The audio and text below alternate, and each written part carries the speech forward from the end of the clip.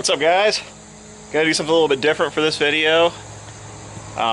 Instead of the standard vlog slash what's going on with cars, I am going to be working on stuff today and I will video that. But just I think every time I hit like a milestone, like we just hit 100 last night, every time we hit something like that, that's what I consider to be a big milestone. 100 is huge for me because I wasn't expecting to have 10 people subscribe to this, and I really appreciate it. So every time I hit a milestone, I think I'm going to do a video that's a little different, or explaining something, or I don't know, I haven't thought that far ahead. But for this first one, I'm going to do just like a shop tour slash how I came to get all the stuff that is in this shop and the shop itself, and just kind of explain it all. I do, you know, say the zero balance thing a lot. That's the name of the channel.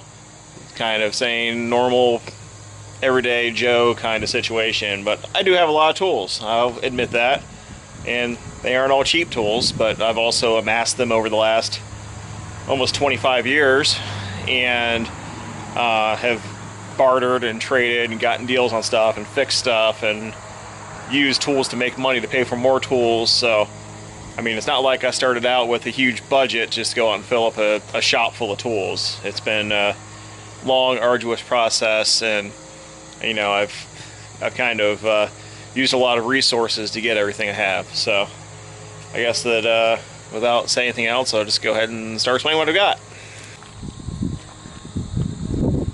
So first off is the shop itself. The main structure is a 24 by 36 pole barn, and it actually was originally someplace else. I bought a standing building very cheap from a friend. We took it down and moved it here. It actually was originally 8 feet tall.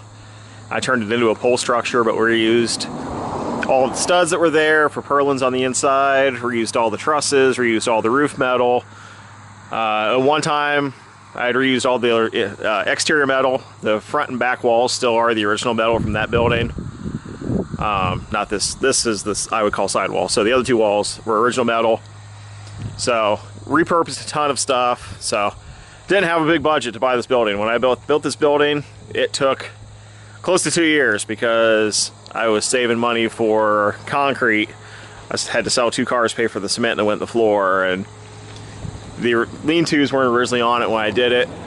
Like, they were added later. So it's been a process. I mean, this barn has been 7 years in the making, I think, to have this space, and it still needs a ton of work to really get it where I want it. But so start with that. So last fall, actually, I added this lean-to on the front to kind of hide all of the stuff from the front, to make the front of the house look a little more presentable. So, and it has double cab, parts bus, there's a thing back there. It's where I store my tractor. There's pallet racks in the back where I store engines and wheels and all that stuff. So that's just kind of a catch-all storage. It needs cleaned out real bad.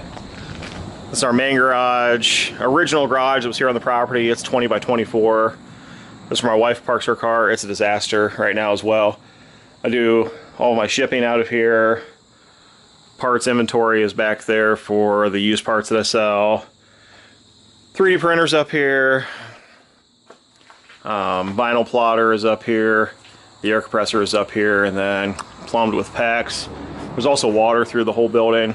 And again, it's a disaster. Everything's cleaned up, but I wasn't going to take the time to clean it. I just wanted to show kind of what's going on. So out here, I have this mezzanine, which I'll show from the other side, I guess. CO2 laser, which is part of the other business that I have. That's what it's used for. Parts washer, hand sink that's full of junk. Old TV that was in our basement that kind of works. Weld tables. Welding table. I bought this. They had a Black Friday deal like 2 years ago where they were knocked way down, super cheap, welded up yourself. That's how I got that. This big welding table used to be a big air dryer. I bought this huge thing, industrial surplus, for like 15 bucks. Turned it into a fab table. This little cart here actually was my original tool cart when I was probably 7 years old, is where that came from. And actually, the black toolbox up there was my first toolbox when I went out and worked at a dealership. My dad actually built that toolbox, so I would have a toolbox to use. Not that one. There's a little tool cart up there with a vinyl printer sitting on, or vinyl cutter sitting on. So that was like my OG toolbox. Garage sale that. Found that in a foreclosed house. Found the ladders laying on the road. So there's a theme here that I didn't pay full price for any of this. I bought this. I did pay full price for that, I guess. I ordered this Harbor Freight toolbox last year just because the price was too good for that and I needed more tool storage. So there's that. Bead roller, which has been modified to strengthen it, and added a wheel on it instead of the hand crank. It's just Woodward Fab, Summit, Jags. Everybody sells this bead roller for like 110 bucks. I have the Grizzly box and pan brake. Bought it like scratch and dent at a tool sale for about half price. Coates tire machine. Traded a weekend of work. Guy gave me that tire machine. It needed a new switch and some other stuff done to it to make it work. I did actually pay full price for the throatless shear, so there's that. 4-foot lathe. Bought it industrial surplus, dirt cheap. Same thing with the Delta drill press. I think it's from 1944. Paid like 25 bucks for it. Come back around. Frame table, same deal. Bought it industrial surplus. I think it was 75 bucks. I originally bought it because he had these huge casters and I thought I would use them. And then I went to pick it up. I realized how awesome it was, so I kept it together to use it. Mezzanine, I actually welded this up out of a bunch of random pallet racking beams that I bought. Hit a lot. I think I bought like 15 or 20 of them and built this mezzanine. And up top are the mechanicals for the building, so there's actually a water heater up there and all that stuff. The transmission jack came out of some weird tool sale. It was like 5 bucks. And the lift, I bought secondhand. Somebody had it in a house they were renting. They needed to get rid of it quick, and I think we gave them 500 bucks for it. They couldn't find anybody that had equipment to take it down. We had equipment, so we went and got it pretty cheap.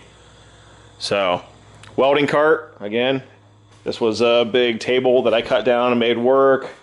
Craftsman toolbox, I think I found in a dumpster. Did actually pony up and bought the Hobart Handler 190 as my MIG welder, and then the AHP TIG, which I am horrible at using. Like, this is probably some of the most expensive stuff in this shop, and most of that expense is in the bottles because I have oxyacetylene and the 2 argon bottles. Like, I did actually pay real money for those, but they've earned it back I don't know how many times over by doing little fab jobs and whatever else. So there's that. Down this side I have my long pieces of steel stock storage. There's just some racks built on the wall to hold that up. Have all the signage and stuff around the top. That trackline sign my dad actually painted back in the 80s, which is pretty cool. And then, yeah, more storage up there. Well, while I'm looking up, I guess, do have a tube heater. I forget how many BTU it is. I think it's, it doesn't say. I think it's 100 BTU, 100,000 BTU maybe. Pretty expensive, runs off propane, and it has its own dedicated tank in the back to keep it separate from the house propane so that we can keep track of that for business purposes. Langmeyer CNC table. Again, this is one of those things that not every shop is going to have in it, but it is something I do as a business, so it's paid for itself over and over and over, and it does generate revenue for the shop. And back here, I have a cart that I put together with just a Harbor Freight press and then the Harbor Freight tubing roller. Again, just stuff I've amassed over the years and have paid for with other fab jobs and whatnot. And, I mean, that's pretty much everything that's in the shop. All over all this crap. That's pretty much everything that's in the shop and everything that we have. Don't come rob me, I guess, because that would suck. But just wanted to point out, well, I guess I can show you the back lean-to first. So back here, Again, another lean-to added on, just vehicle storage.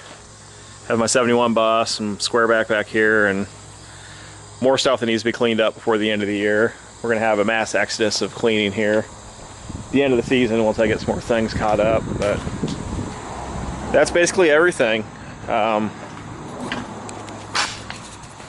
Just wanted to kind of show that, you know, normal people end up with all these tools. And you don't have to max out credit cards, you don't have to have a ton of money, you don't have to be on TV. You know, you just scrimp and save, you trade, you use the tools to make money to buy more tools. And eventually, you know, I'm always pushing forward. There's always more stuff that's on my wish list that I want to have. I did have a like big Bridgeport mill back here that never got used and just took up too much space, so I sold it. I'd like to eventually get a CNC mill in here someplace.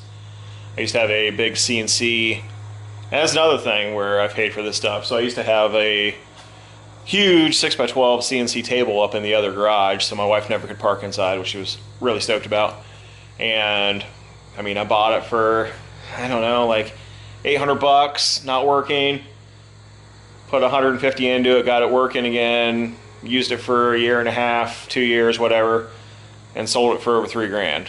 So that's one of those things, and then I can dump that money back into buying more tools and upgrading things here in the shop. So I guess that's it. Just wanted to show what all went on in here and what all is sitting around and what I have and what I use and how it came to be.